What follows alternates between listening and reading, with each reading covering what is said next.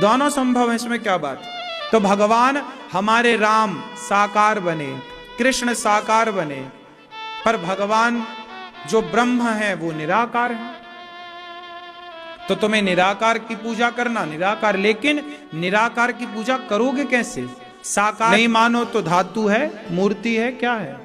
पत्थर है। तो बात पूरी मानने की। अच्छा ये बताओ, माना कि 10 लड्डू हैं, 10 लड्डू में 8 लड्डू आपने बांट दिए, अब बताओ कितने बचे? बोलो, सब लोग बताओ। माना कि 10 लड्डू हैं, 8 लड्डू आपने बांट दिए, कितने बचे? बताओ, सवाल का उत्तर मिल गया कि नहीं? बोलो, बताओ। यहां लड्डू बांटे किसी ने अभी? ना तो लड्डू आए, ना तो लड्डू बांटे गए, लेकिन सवाल का उत्तर मिल गया। सही है। माना कि जब मान लेने से गणित के सवाल का हल हो गया, गणित के प्रश्न का उत्तर मिल गया और आपको समझ में आ गई, यदि गणित का समाधान मान लेने से हो जाता है तो भक्ति का समाधान भी मान लेने से हो जाता है। माना कि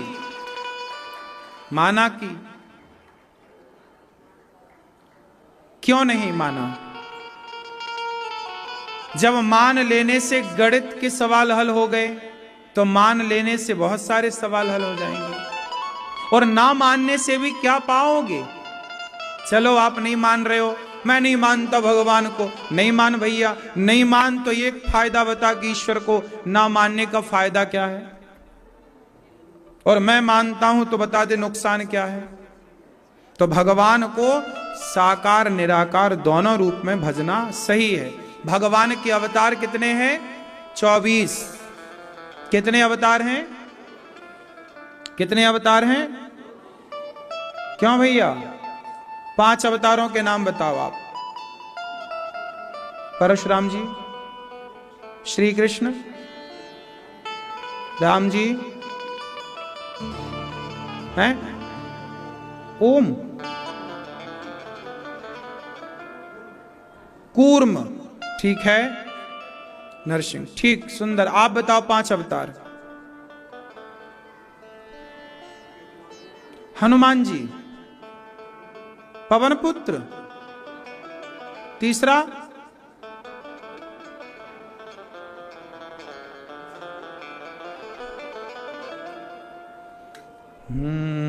देख तेरे संसार की हालत,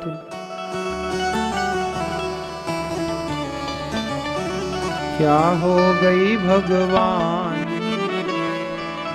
कितना बदल गया इंसान। 5 नाम भी ले नहीं पाया, इतना बड़ा इंसान, कितना बदल गया इंसान। बगल वाले से सीख न पाया, ये बैठा इंसान, कितना बदल गया इंसान। क्यों जी, सही है। 5 नाम भी ले नहीं पाया, ऐसा है इंसान। 5 नाम तुम्हारे भैया ने बढ़िया लिए, उन्होंने सुन के ही तो बोल देते। हाँ, भगवान के 24 अवतार हैं। कितने अवतार हैं? 24 अवतार। कितने अवतार हैं भगवान के? अच्छा, ये 24 अवतार किन भगवान के हैं? सब नहीं, ये भैया लाल वाले भैया बताएंगे। हाँ, विष्णु भगवान के कितने अवतार हैं? 24। 24 में कौन कौन से अवतार हैं? खंबा चीर करके कौन सा अवतार हुआ? हाँ, नरसिंह अवतार। कितना सरल है। एक राजा के सिर पे पांव रखा, 3 पग भूमि मांगी, कौन सा अवतार? वामन अवतार। ये 2 अवतार हो गए। धनुष बाण लेकर आए, रावण को मारा, राम जी। बांसुरी बजाए, भगवान श्री कृष्ण जी। परशु, परसा चलाते परशुराम। हां, सनकादिक। एक बार भगवान पृथ्वी को अपने मुंह में दाढ़ में रख के लाए, दांतों में। कौन सा अवतार था वो आप बताओ? पृथ्वी को ले आए पाताल से, समुद्र से। कौन सा? वाराह। कौन सा अवतार? वाराह अवतार। एक अवतार भगवान ने अपनी मां को ज्ञान देने के लिए धारण किया था, कपिल भगवान। कौन सा अवतार है? कौन सा अवतार मैया?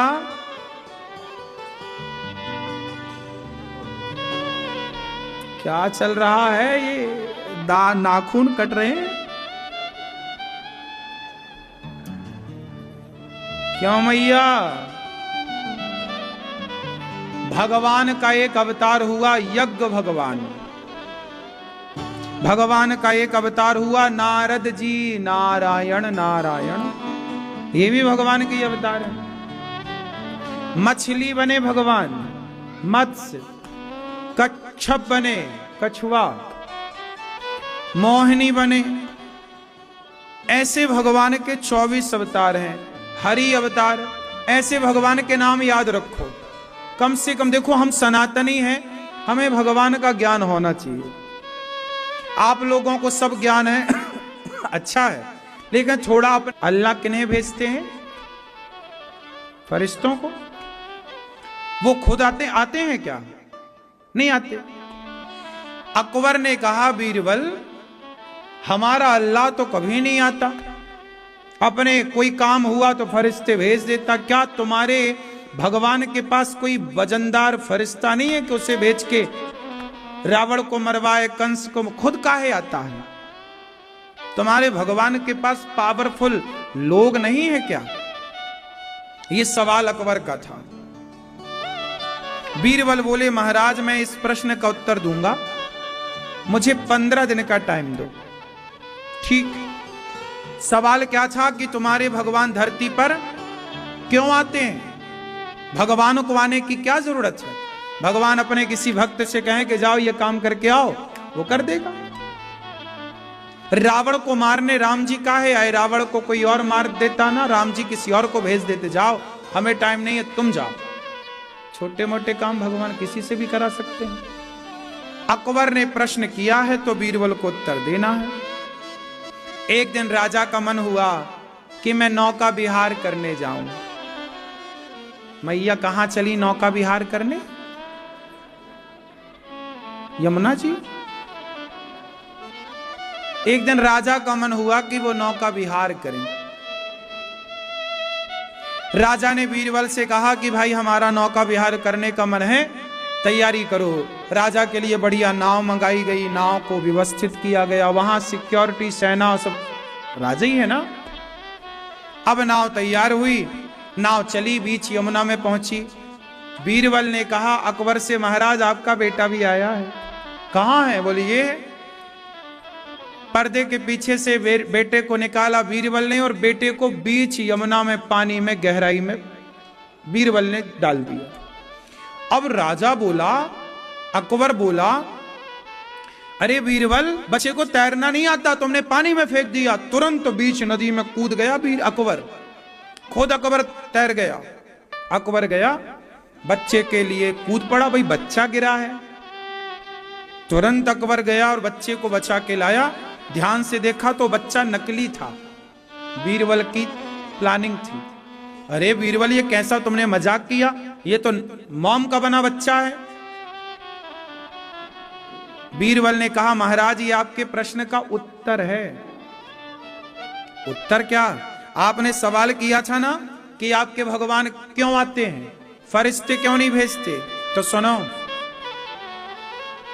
जब आपका बेटा पानी में गिरा, जब आपके बेटे पर संकट आया, तो आपका मंत्री तो मैं था ना। आपके सुरक्षाकर्मी कितने खड़े थे? आपने किसी से क्यों नहीं कहा कि जाओ मेरा बेटा गिरा, बचाओ? राजा बोला कि मुझे किसी पे भरोसा नहीं था, जरा देर कर देते तो बच्चे की जान पे आ जाती। बीरबल ने कहा, नरसिंह बन करके आए। जब भक्तों पर संकट आया तो खुद राम बनकर आए, भक्तों पर संकट आया खुद कृष्ण बनकर आए। भक्तों पर संकट आया, खुद वामन बन करके आए। भक्तों पर संकट आया, खुद धनवंतरी कच्छपुर मोहिनी बन करके आए।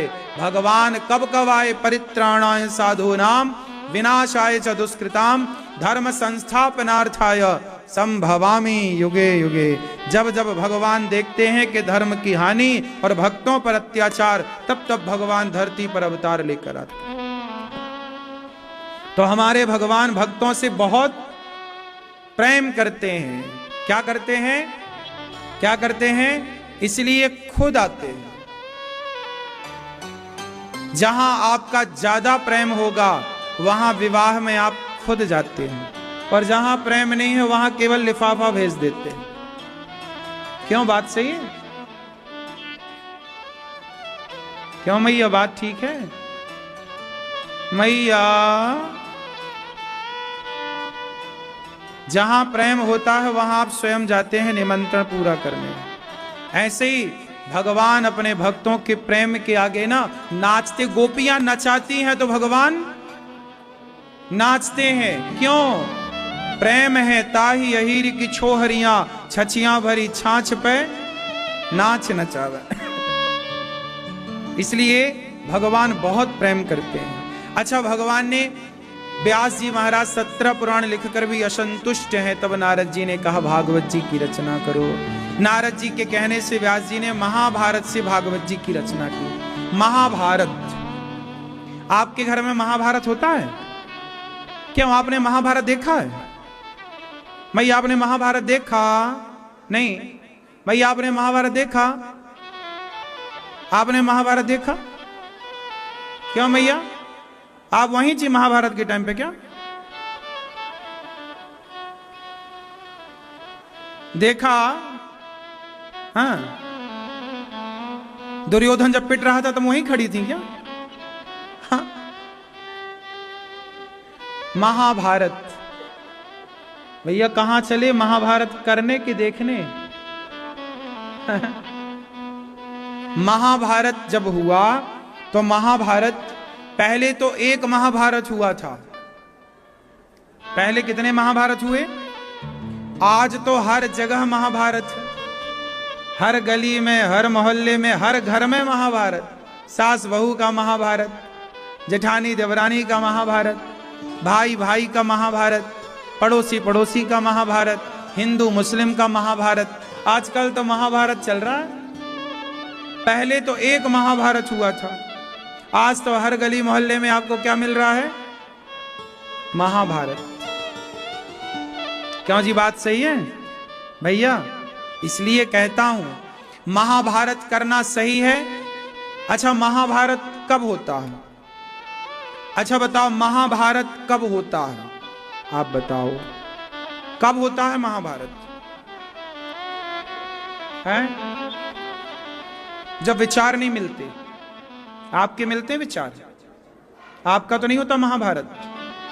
नहीं। जेठानी से? देवरानी है उससे होता है? कभी नहीं। सही। आपका मैया, झोला वाली मैया, ओ मैया, आपका महाभारत होता है जेठानी देवरानी से? कभी नहीं। जेठानी है आपकी? वो तो कह रही थी कि आप बहुत लड़ती हो। नहीं, आप नहीं लड़ती, वो ही लड़ती है ना। फिर सास लड़ती है। सास कहाँ है? घर पे है ना? यहां है? यहां तो नहीं बैठी ना? आप फिर बोलो बिंदास, कोई दिक्कत नहीं है। सास लड़ती है कि नहीं? है ना? बोला बेचारी ना ऐसे ऐसे सिर कर सकती है, ना ऐसे ऐसे। यदि सास ने टीवी में देख लिया तो वह पकड़ेगी कान, मेरी चुगली करके आई है। सुनो, महाभारत तब होता है जब बातें हो तीन। झगड़े की जड़ तीन, जड़ जोरू जमीन। झगड़ा तब होता है, महाभारत तब होता है जब मूर्खता हो। जैसे दुर्योधन मूर्ख है, 5 गांव देने को भी तैयार नहीं है। पांडवों का सब हड़प लिया और मांगा गया कि थोड़ा सा। क्यों? आपने बंटवारा कर दिया कि नहीं बच्चों का? कितने बच्चे हैं आपके? एक बेटी है, ठीक है। यदि किसी के 2 बेटे हैं या 3 बेटे हैं या 4 बेटे हैं तो आप लोग जल्दी से जल्दी अपने बच्चों का बंटवारा कर दीजिएगा, क्योंकि आप बंटवारा नहीं करेंगे और आप मर गए तो बच्चे आपस में लड़के मर जाएंगे। सही है? जमीन जायदाद का झगड़ा बड़ा झगड़ा होता है, और ये सारे झगड़े अज्ञानवश होते। मिल बांट के घर में बैठ के बात सुलझा लो तो झगड़े ही नहीं है। पर लड़ना ही है तो फिर लड़ते रहो।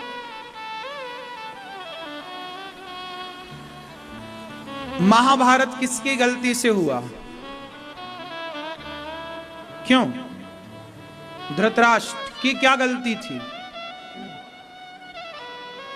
धृतराष्ट्र की सबसे बड़ी गलती यह थी कि भरी सभा में बेटा द्रौपदी के कपड़े उतारता रहा और धृतराष्ट्र चुपचाप तमाशा देखते रहे।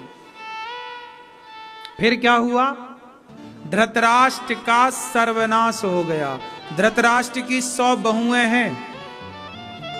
कितनी बहुएं हैं? और 100 की 100 बहुएं आकर के सामने रो रही हैं। विधवा हो गई ना जब 100 मर गए कौरव, 100 बहुएं रोई। सोचो धृतराष्ट्र पर कितना दुख आया होगा। धृतराष्ट्र कितने दुखी भय होंगे कि मेरी 100 बहुएं रो रही हैं। क्यों रोई 100 बहुएं? गलती किसकी थी? धृतराष्ट्र कैसा बाप है? जब तुम्हारी औलाद तुम्हारा बेटा गलत कर रहा है, तुमने रोका क्यों नहीं? और सुनो, ईश्वर सब तो देख रहे हैं, इसलिए तुम राजा हो, तुम बड़े हो, तो बड़े का मतलब ये नहीं कि तुम अन्याय करो।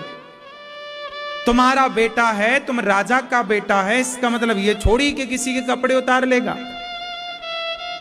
लाक्षागृह में बंद करके कौरवों ने आग लगाई थी पांडवों के लिए। सोचिए कि आपको कोई बंद करे घर में और आग लगा दे, आपको जिंदा जलाने का षड्यंत्र करे। ये सही है कि गलत है? लेकिन दुर्योधन ने किया, तो क्या दुर्योधन के पिता धृतराष्ट्र ने दुर्योधन को दंडित किया? क्या धृतराष्ट्र का धर्म नहीं था कि वो दुर्योधन को दंडित करे? क्यों रे, तुम किसी को जिंदा जलाने का षड्यंत्र रच रहे हो, अब हम तुम्हें दंड देंगे। यदि एक दुर्योधन को दंडित किया होता धृतराष्ट्र ने, तो धृतराष्ट्र के 99 बच्चे सलामत होते, सुखी होते। एक के कारण सबका नाश हो गया। इसलिए कहता हूं, कई बार डॉक्टर कहता है कि शरीर का एक अंग काट देने से पॉइजन हो गया तो काट दो तो सारा अंग बचेगा। तो समझदारी है कि उंगली काटने से संपूर्ण शरीर बचता है, तो उंगली को काट देना चाहिए। बोलो हां। उसी तरह एक दुर्योधन के त्याग देने से संपूर्ण 99 बच्चों की रक्षा हो रही हो, संपूर्ण हस्तिनापुर की रक्षा हो रही हो, तो उस दुष्ट दुर्योधन का त्याग कर देना था, पर नहीं किया। यह है पुत्र मोह। पुत्र से प्रेम करना गलत नहीं है, हर पिता प्रेम करता है, करना भी चाहिए। लेकिन तुम्हारा बेटा गलत है तो गलत को भाई सही करो, दंडित करो, गलत का पक्ष ना लो। गलत के साथ खड़े हो जाओगे तो आपका नुकसान होगा। और ये दोनों सही नहीं थे, धृतराष्ट्र भी और गांधारी भी। गांधारी भी कैसी हैं? आंखों की पट्टी कब हटाती हैं? जब दुर्योधन को बचाने का 99 बच्चे मर गए। दुर्योधन कल तू सारे कपड़े उतार के आना, हम तुम्हें देखेंगे, तुम वज्र के हो जाओगे। दुर्योधन आया सारे कपड़े उतार के। भगवान श्री कृष्ण बोले, वाह दुर्योधन, कहां चले तुम ऐसे डिंगडोंग? जा रहे हैं, मां बुला रही है कि कपड़े उतार के आना, हमें देखेगी तो हमारा शरीर वज्र का हो जाएगा। भगवान ने कहा कपड़े ना पहने तो कुछ तो ढक लो, ऐसे जाओगे तो मैं शर्म नहीं आ रही है? तब क्या काम करें? प्लानिंग सही करिए। आप अपने बच्चों को इतने बढ़िया संस्कार दीजिए कि बच्चे उद्दंड ना हो, क्योंकि बच्चे गलत करेंगे तो उसका परिणाम माँ बाप को भी भोगना पड़ता है। बच्चे अच्छा करते हैं तो माँ बाप की इज्जत भी तो बढ़ती है। यदि बच्चों के अच्छा करने से माँ बाप का सम्मान बढ़ता है तो बच्चों के गलत करने से माँ बाप को अपमान भी तो मिलता है, अपयश भी तो मिलता है, हाँ कि ना? इसलिए हर माँ बाप को चाहिए कि आप बच्चों को तरीके से तैयार करें। दुर्योधन जैसी औलाद ना हो। गांधारी की परवरिश में कमी रह गई। गांधारी ने क्या किया? अपने भाई के भरोसे बच्चों को छोड़ दिया, मतलब शकुनी के भरोसे। किसी के भरोसे बच्चे ना छोड़ो। जितना बढ़िया ख्याल माता पिता रख सकते हैं इस धरती पे कोई बना ही नहीं है कि उतना बढ़िया ख्याल बच्चों का कोई रख सके। ईश्वर ने माँ बाप ही बनाए और कोई नहीं बनाया। इसलिए माँ बाप को चाहिए कि बच्चों के प्रति सजग हो। तुम्हारा बच्चा पढ़ाई ठीक से कर रहा है कि नहीं? तुम्हारा बच्चा बड़ों के प्रति सम्मान भाव रखता है कि नहीं? बड़ों को प्रणाम कर रहा है कि नहीं? आजकल माँ बाप बच्चों को कुछ भी तो नहीं सिखा रहे हैं। केवल कोई आया तो घुटनों को छू लिया और माँ बाप भी हंसते हैं, बच्चे भी हंस रहे हैं। अरे भाई, शिष्टाचार तो सिखाओ। यदि हम सही बातें भी करें तो है करके लोग हंसते हैं, मानते नहीं। कम से कम बच्चों को ये तो सिखाओ कि बड़ों को प्रणाम कैसे करना चाहिए। आजकल के बच्चों को प्रणाम करना नहीं आता। आजकल के बच्चों को बड़ों से किस तरह से नमस्कार करना चाहिए, अभिवादन करना चाहिए, कुछ भी तो नहीं आ रहा है। हाय हेलो सीखा है बस। एक अच्छे नागरिक बनो, जिम्मेदार बनो। संतों का सम्मान करना सिखाओ। आजकल बच्चे संतों को देख के हंसते हैं, है ना? संतों का आज बड़ा अपमान होता है समाज में। पहले का गृहस्थ कैसा था? देखो, 4 व्यवस्थाएं हैं हमारे देश की। पहली व्यवस्था है ब्रह्मचर्य, दूसरी व्यवस्था है गृहस्थ, तीसरी व्यवस्था है वानप्रस्थ और चौथी व्यवस्था है सन्यास। गृहस्थ के घर से ही साधु की रोटी निकलती है।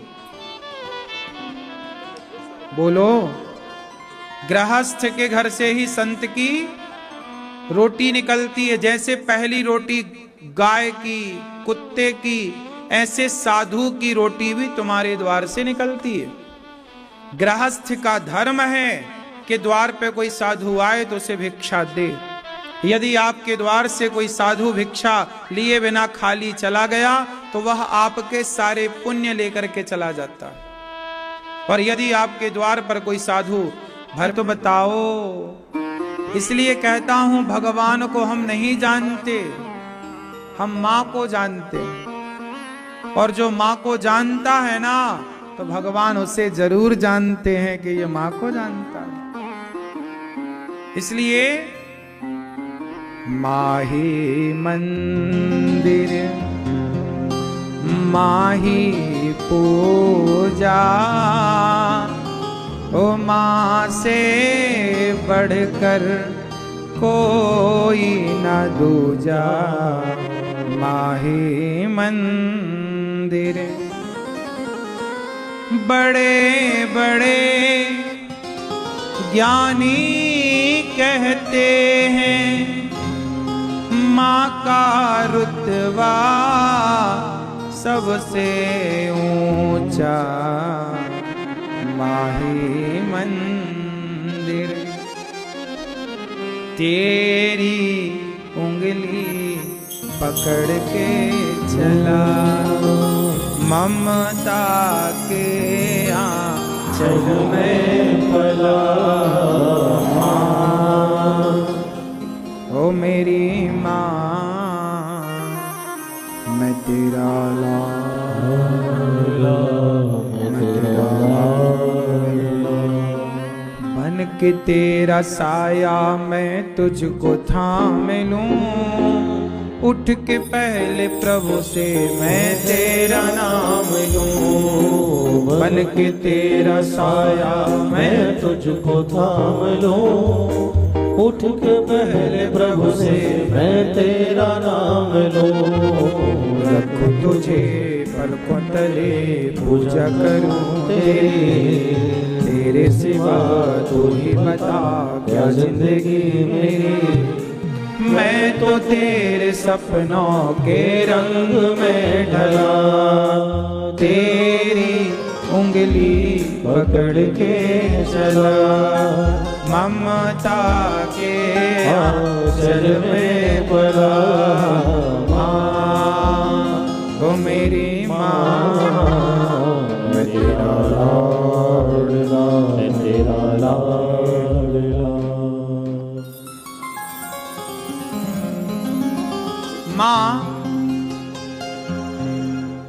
सबसे पहला भगवान। हम कोई ईश्वर को, चाहे कोई हो, हिंदू हो, मुसलमान हो, सिख हो, ईसाई हो, सबने अपने मंदिर मस्जिद गुरुद्वारे बाद में जाने, सबने पहले माँ को जाना है। इसलिए पहला भगवान सबके लिए।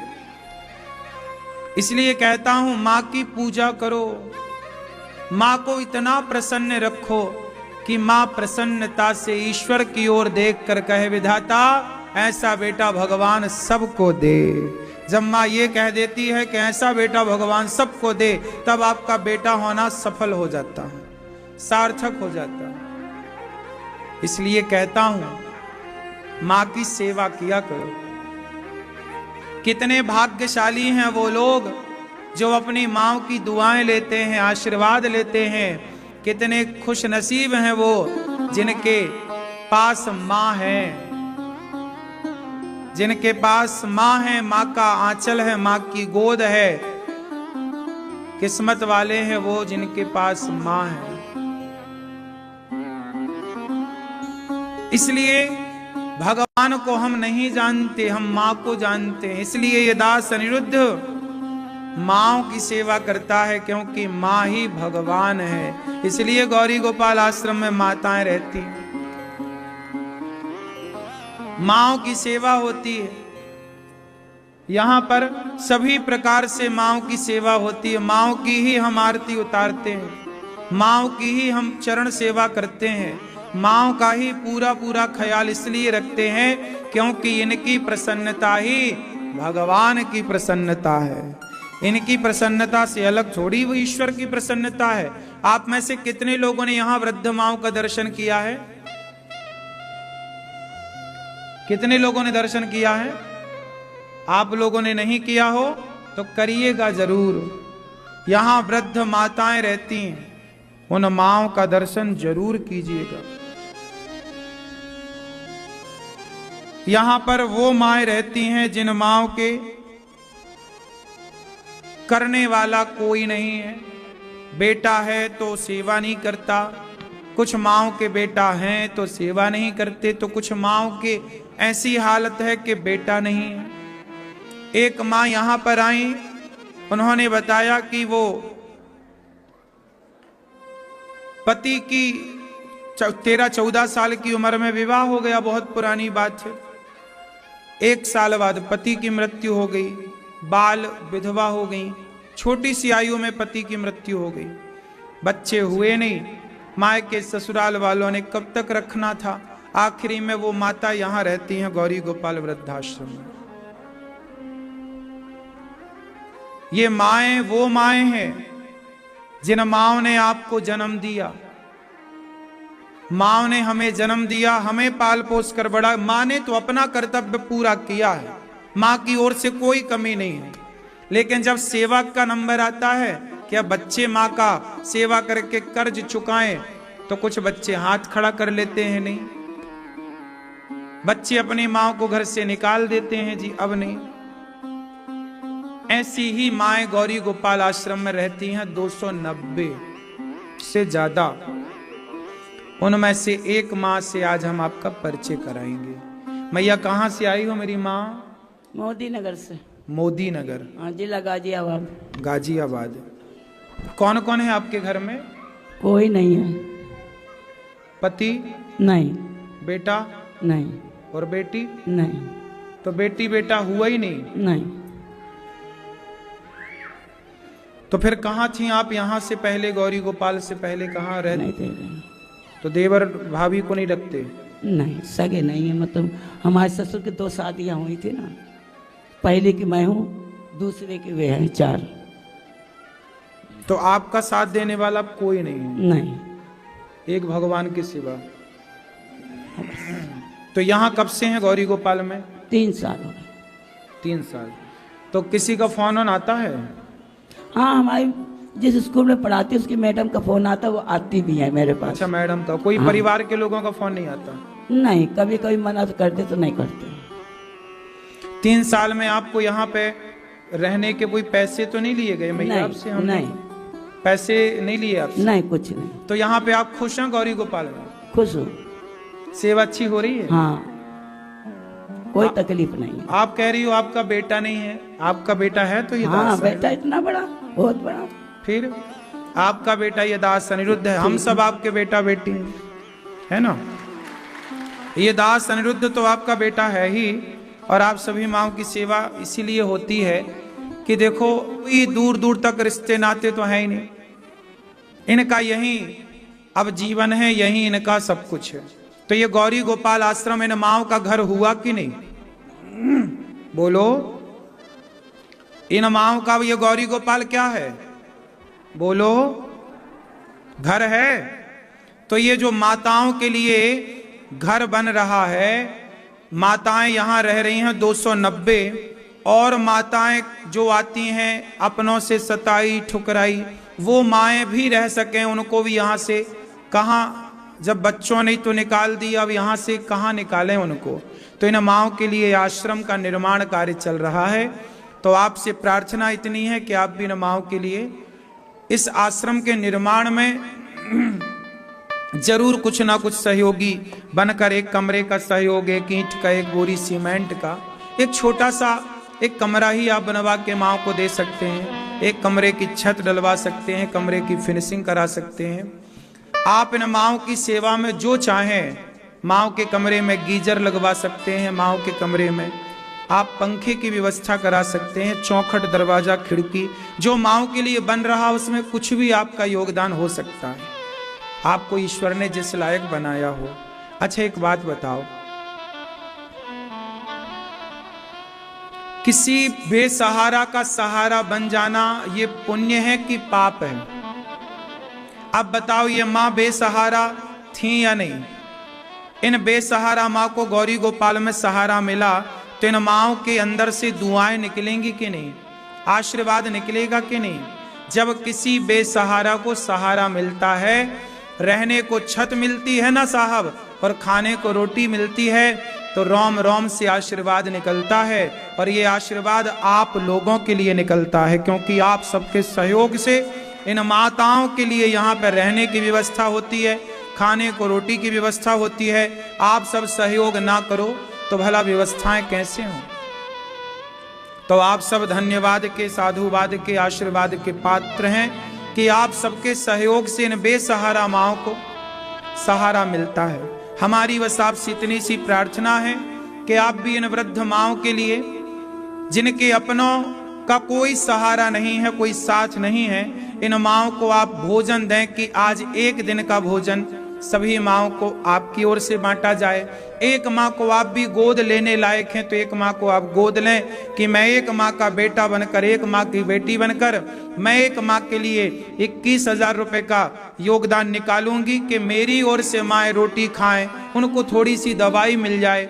यदि आपके एक जरा से सहयोग से इन माँओं को भोजन मिल रहा है, दवाई मिल रही है, तो इसमें अच्छा है आपका सहयोग इन माँओं तक पहुँचे और आपको दुआएं प्राप्त हों।